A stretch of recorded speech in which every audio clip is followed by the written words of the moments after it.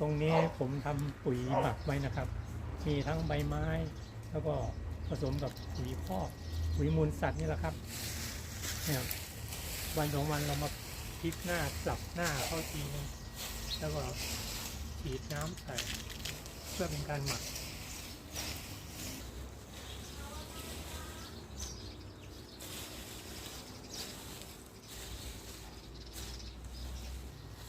เราพลิกกลับหน้า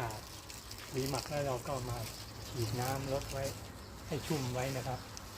เพื่อเป็นการช่วยในการย่อยสลายของเขา